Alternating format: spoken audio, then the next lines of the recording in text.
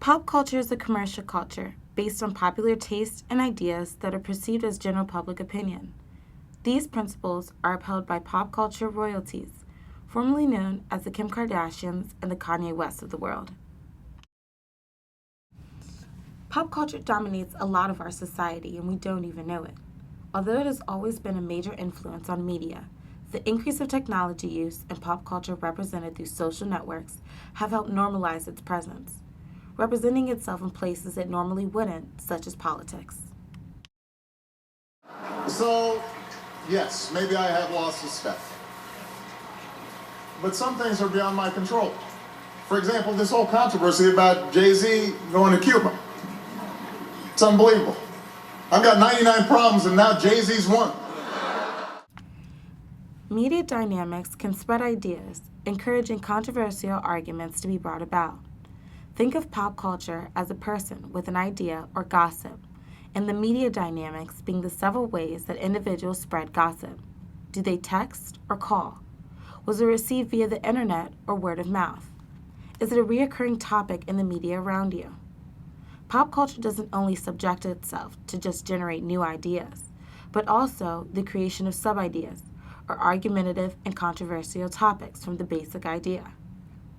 After the drop of Jay-Z's hit Open Letter, Obama's friendship with the Carters, Jay-Z and Beyonce, suddenly became the focal point of news broadcastings.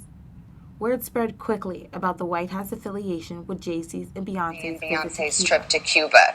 Were you aware of it ahead of time, and have you seen his open letter which raps about getting White House clearance? I wasn't familiar that they were taking the trip. My understanding is I think they went through a group that organizes these educational trips down to Cuba.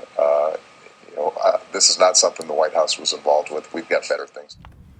Changes in media dynamics help influence pop culture through media use, content, and distribution changes. Media use in the digital age have progressed, allowing us to constantly use media everywhere we go. Because the use of technology has increased, so has its ability to store, present, and retrieve information.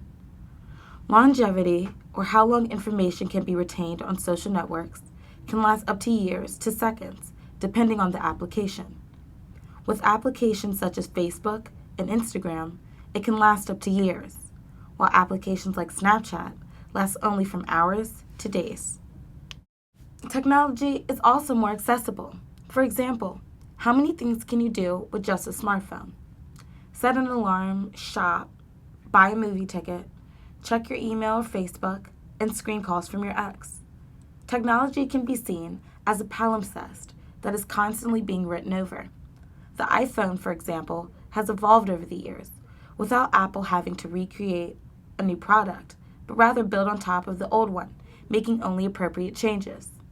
The capacity and portability for devices such as the iPhone and Apple products have advanced as well. Changes in media use have helped promote popular ideas and beliefs through the influence of cultural transmission, or the transference of dominant cultures as well as its subcultures from one generation to the next, helping mainstream cultures stay mainstream. These dominant cultures and ideas are promoted through social networks that help increase their popularity through mass advertising. The more people know about it, the more dominant it will be. The ability to distribute and receive information has also changed immensely. The peer-to-peer computer communications model explains how all users can store, send, and accept messages from other users. While this opens the opportunity for mass communication and advertising, it also allows users to use anonymity more frequently. Anonymous users are more likely to express themselves freely, which could clearly be problematic. With all that being said, is pop culture good or bad? Pop culture is neither. Pop culture is a means of expression. It reflects what we view as important. For example, how many of you know the joke, "Who wore it better, Mrs. Doubtfire or Kim Kardashian," in reference to Kim's Met Gala gown?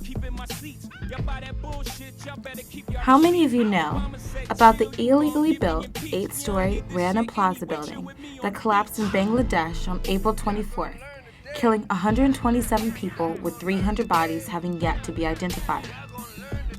Did you know that Bangladesh is also currently under the risk of flooding and landslides due to a tropical cyclone?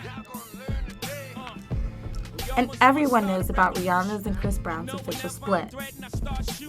It's not pop culture that's good or bad. It's what we make of pop culture and how daily we let it influence our lives. It's not bad to know the latest gossip on Lindsay Lohan's DUI. But if that's all you know, then the world you live in is pretty small. Pop culture only dumbs you down if you let it. Thinking optimistically, pop culture could be a positive influence by spreading popular ideas and beliefs that some would consider educated. Therefore, pop culture only defines you if you let it. So, the question is, how big is your world?